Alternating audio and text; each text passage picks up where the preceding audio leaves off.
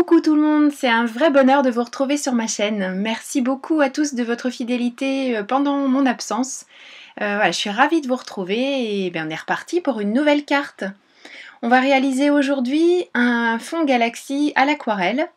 Je ne vous cache pas que j'ai été obligée de retourner cette vidéo, donc en fait la carte que je réalise là n'est pas celle que je vous ai présentée sur Instagram ou celle que l'on voit pour les photos de début et de fin. Tout simplement parce que j'avais enregistré il y a un petit moment et le fichier devait être endommagé. J'ai dû faire des carabistouilles qu'il fallait pas et puis du coup j'étais obligée de tout retourner, mais c'est pas très grave. Donc j'utilise du papier aquarelle et je vais utiliser mes Distress pour réaliser ce fond de carte. Je l'enduis tout d'abord tout simplement d'eau assez généreusement puisque je veux que mes Distress, quand je vais les poser, se diffusent dans mon papier. Vous voyez, on voit bien, enfin on voit bien, non on voit pas très bien, mais elles ne se posent pas uniquement là où je pose mon pinceau, mais elles vont migrer dans le papier et se fusionner les unes avec les autres. Et c'est ce qui donne ces très jolis résultats. Je vous avoue que j'ai préféré le premier fond galaxie que j'ai réalisé pour la carte que nous ne verrons jamais, enfin nous ne verrons jamais en vidéo en tout cas. Mais bon, celui-ci est pas trop mal. J'étais tellement agacée par cette histoire de vidéo endommagée que j'avoue que j'ai refait ça un petit peu rapidement. Mais comme quoi, même en faisant vite fait, on peut avoir des choses très très chouettes. Je fais un premier passage qui couvre toutes les zones de blanc de mon papier et je fais sécher.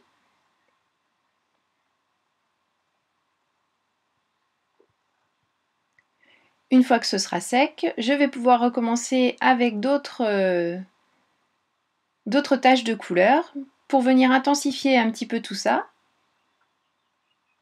Bon, je sais que comme j'utilise une technique à l'aquarelle, de toute façon, je n'aurai pas quelque chose de super couvrant non plus, c'était pas le but, mais au moins avoir des couleurs un petit peu plus intenses, donc je les dilue un peu moins. Mon pinceau est raisonnablement empli d'eau. Vous voyez, on voit bien, de toute façon, là, la manière dont je passe, ce qui me permet d'avoir des couleurs beaucoup plus intenses. Et de venir faire aussi des choses en surépaisseur par rapport à au premier passage qui lui était très light. Et donc d'obtenir des effets différents. Là, le jaune, je l'humidifie un peu plus pour qu'il vienne se fondre dans tout ce que je viens de poser.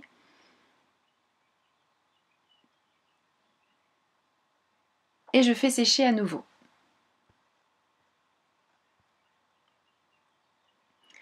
Je vais maintenant commencer avec mon premier aplat de couleur foncée. C'est toujours de la Distress. Cette fois-ci, c'est un bleu, c'est le Chipped Sapphire. Et je le mets en aplat sur toute la surface. Et je vais réaliser la même chose maintenant avec du noir, du Black Soot. Je vous ai pas dit, mais j'ai utilisé pour le fond le Seedless Preserves, le Mustard Seed, le Salty Ocean et le Picked Raspberry.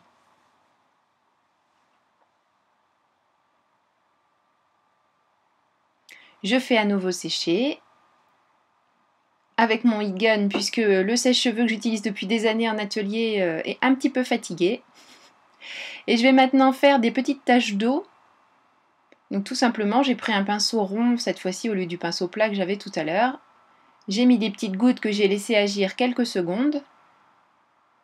Et j'enlève l'excédent avec mon papier absorbant. Et je vais maintenant réaliser des taches de couleur avec le Mermaid Lagoon et avec le Mustard Seed. Donc toutes ces épaisseurs d'aplats de couleurs, de gouttes, voilà, ça va venir créer un fond tout à fait uniforme, non pas justement pas uniforme, tout à fait avec plein de couleurs, pardon, je vais y arriver, et du relief. Et c'est ce qui va donner cet effet de profondeur et cet effet de ciel étoilé.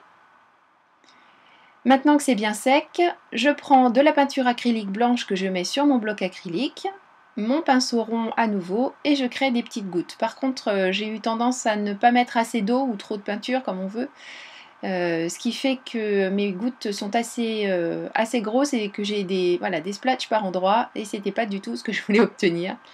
Mais bon, quelque chose me dit que j'étais un petit peu agacée. Je fais sécher avant d'enlever l'adhésif, de manière à éviter de mettre mes gros doigts et de tout faire baver. Et je vais laisser ça de côté pour le moment pour que ça finisse de sécher tranquillement. Je vais maintenant passer à ma planche de tampons. Donc ce sont les petits cosmonautes de chez My Favorite Things. Je choisis tous les éléments que je veux utiliser, je les place sur une feuille de papier aquarelle, le même type que celui que j'ai utilisé pour mon fond de carte, c'était du papier aquarelle Crafters Companion. Je vous l'ai déjà dit, j'adore ce papier aquarelle d'abord parce qu'il est d'excellente qualité, et puis il est très très blanc. Donc c'est vrai que c'est quand même assez sympa.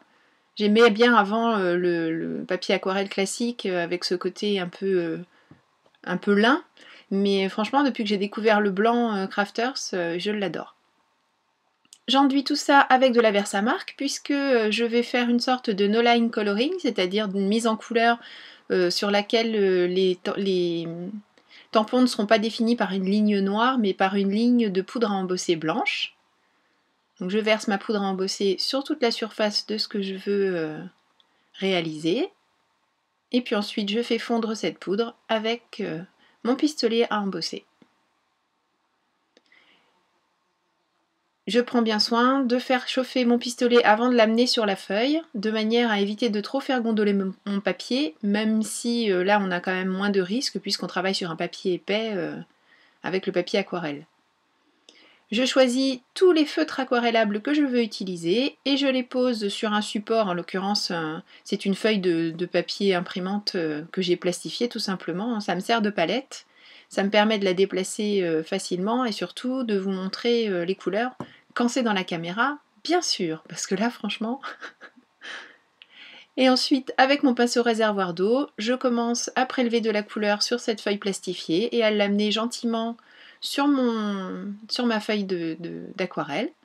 Alors là, pour vous, bien sûr, les lignes sont tout à fait inexistantes, mais pour moi, dans la vraie vie, c'est quand même assez facile de retrouver où je dois mettre de la couleur. Je la prends quasi pure entre guillemets sur ma palette, je vais appeler ça la palette, et je viens ensuite dégrader sans reprendre de couleur, tout simplement avec l'eau qui est contenue dans mon pinceau réservoir d'eau. Et décidément j'ai du mal, hein. Et je vais faire comme ça toute la mise en couleur de mon personnage, de la fusée et des petites planètes. Je vous retrouve à la fin de cette mise en couleur.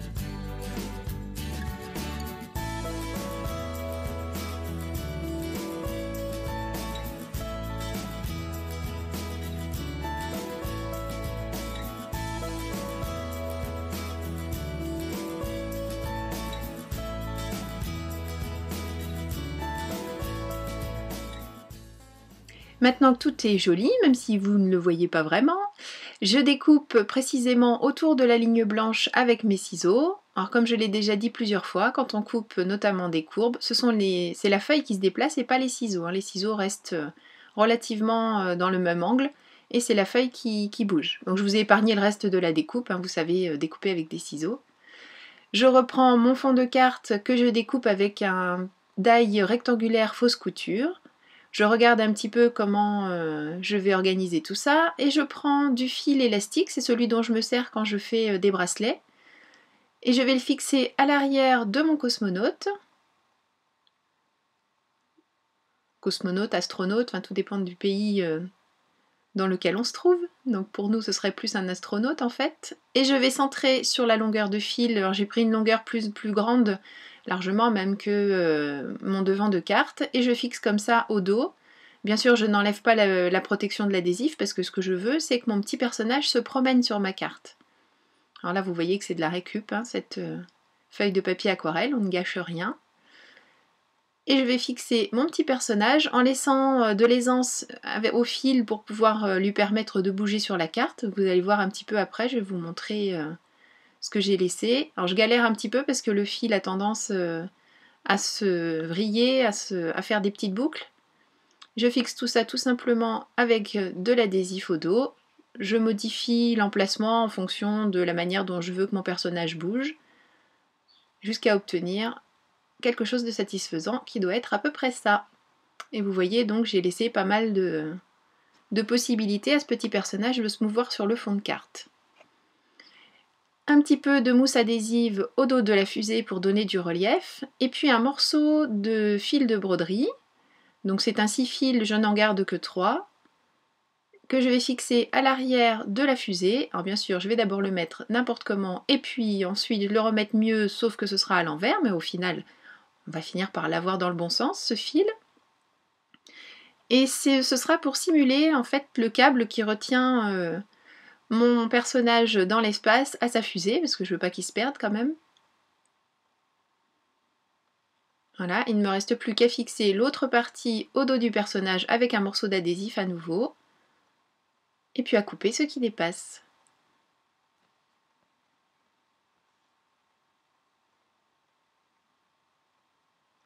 Et voilà, on a l'impression qu'il se balade pas loin de sa fusée, mais qu'il a possibilité d'y retourner quand il veut. Derrière ce qui est la Lune, enfin bon, étant donné que je vais mettre les planètes un peu n'importe comment juste pour que ce soit joli sur ma carte, je sais même pas si on peut vraiment leur redonner leur vrai nom, puisqu'elles ne vont pas être fixées comme elles le sont dans le ciel. Là je vais essayer, donc j'ai mis 2 morceaux de mousse et je passe le fil entre les 2 morceaux en fait pour éviter d'enlever des possibilités de bouger au petit personnage. Voilà, comme ça il garde toute sa possibilité de se mouvoir. Et derrière les autres planètes, juste un filet de colle. Je laisse de la place en bas à droite pour mettre un sentiment. Je passe mon petit coussin à embosser et je vais utiliser le tampon 100% tout en colle Bisou, que je trouve vraiment très très beau. C'est facile de l'utiliser et de le mettre un petit peu sur n'importe quelle carte. Donc de la Versamark, pardon. Je verse ensuite à nouveau ma poudre blanche. Alors pourquoi le petit coussin antistatique? Pour celles qui ne connaissent pas, c'est juste pour faire en sorte que la poudre ne colle que sur ce qu'on aura passé à la Versamark. Surtout que là, c'est quand même un fond aquarelle, même s'il a séché depuis un petit moment, je voulais éviter que l'humidité éventuellement qui pourrait rester ne prenne le pas sur ma Versamark. Il ne me reste plus qu'à fixer tout ça sur un fond de carte. J'ai choisi tout simplement du noir. En plus, j'adore les fonds de carte noirs. Ça fait bien ressortir, en l'occurrence, mon fond Galaxy. Et puis ensuite, à l'intérieur, j'écrirai avec un stylo gel blanc. Et je trouve qu'on a une beaucoup plus jolie écriture. Enfin, en tout cas, en ce qui me concerne, l'écriture est beaucoup plus jolie quand j'écris en blanc sur fond noir, pardon. Je ne sais pas du tout pourquoi. Ça vient peut-être tout simplement de la manière dont l'encre sort du stylo gel blanc et pas du tout ni de la couleur, ni... À tester. Voir avec d'autres stylos gel si ça se passe aussi bien. Une marque au plioir. Je fais ensuite, j'enlève ce qui dépasse. Et la carte est terminée. Mais j'espère que cette première carte depuis bien longtemps sur ma chaîne vous aura plu. Je vous fais des gros bisous. Merci encore beaucoup d'être resté fidèle à cette chaîne, même si je me suis tue pendant quelques temps, en tout cas ici, puisque vous pouvez me retrouver régulièrement sur la chaîne de Tout en Colle. Merci beaucoup à tous et à toutes. Amusez-vous bien, prenez bien soin de vous. Et je vous donne rendez-vous très bientôt pour une nouvelle vidéo. Bye bye!